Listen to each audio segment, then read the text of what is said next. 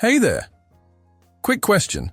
If you saw someone wearing a plain gray sweater, would you think, wow, that's a $2,000 sweater? Probably not, right?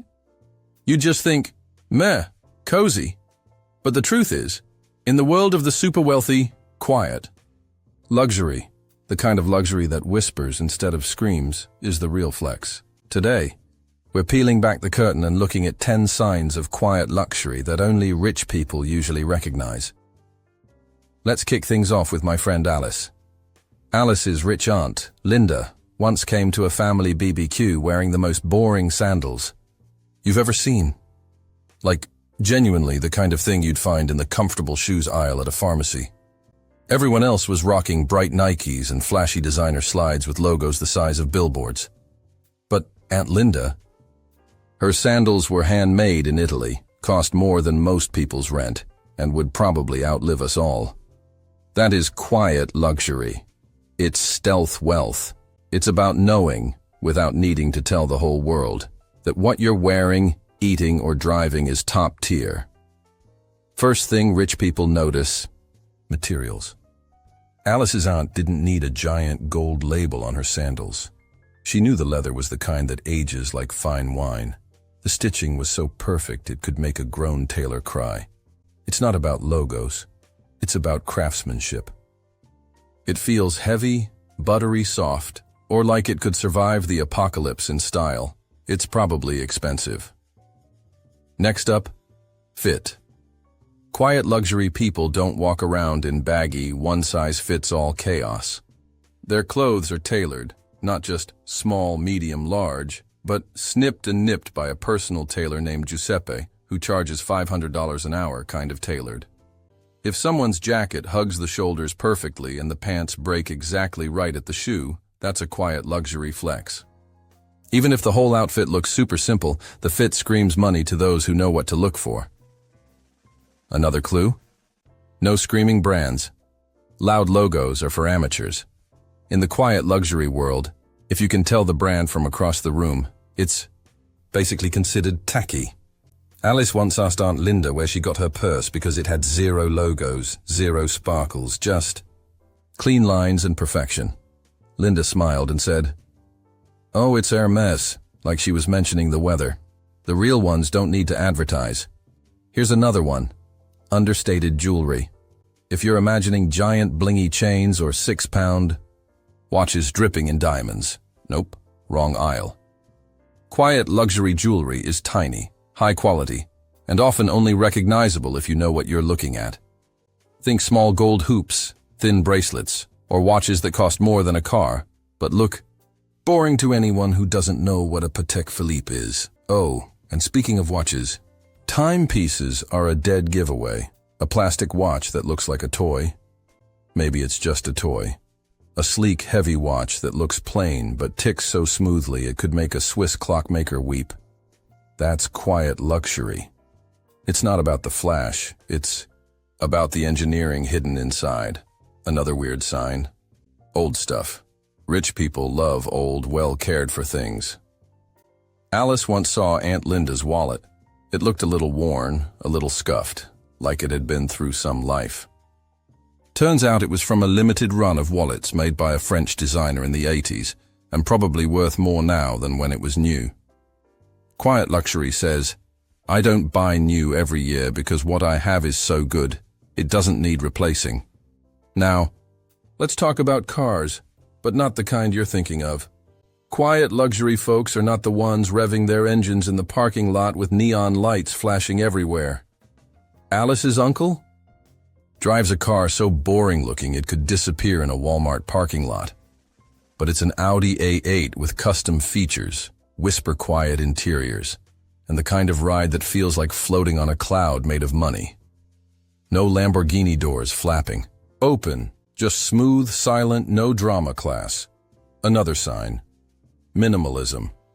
If you walk into a rich person's house and it looks like a tasteful museum where you're afraid to touch anything, you're on the right track. Quiet luxury means fewer things, but each thing is perfect.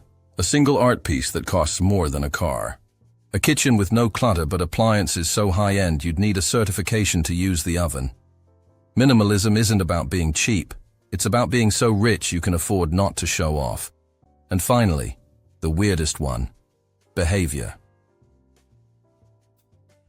Quiet luxury isn't just about stuff, it's about attitude.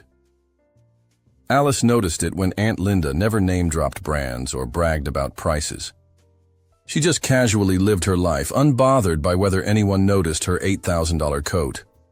Real wealth doesn't beg for attention. It expects you to figure it out, or not. And that's the beauty of it. But wait, before you start thinking it's all about expensive sandals and mystery watches, there's something even deeper about quiet luxury that's easy to miss. It's about security. Quiet luxury says, I'm good. I don't need to prove anything to you. It's a whole mindset where the flex isn't the stuff, it's the peace of mind. When you see someone dripping in head-to-toe designer blasting loud music from a neon sports car, part of you might think, whoa, they must be rich. But in the quiet luxury world, that looks like insecurity. It's someone trying really hard to be seen.